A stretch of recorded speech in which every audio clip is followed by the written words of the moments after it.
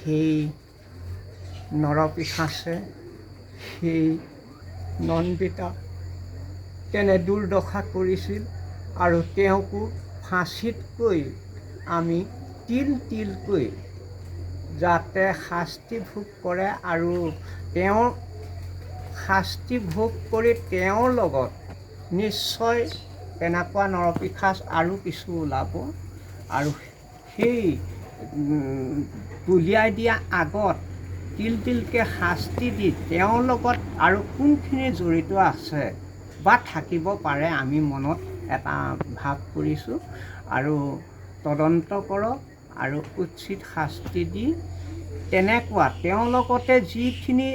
আছে সেই সমস্ত এজনক গুৰি উঘালিলে নহ'ব সমস্তখিনিৰ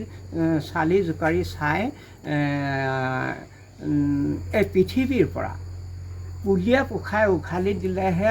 পাছৰ প্ৰজন্মৰ কাৰণে নিৰাপদ হ'ব বুলি আমি এই মাধ্যমৰ দ্বাৰাই আমি সকলোকে আহ্বান জনালোঁ।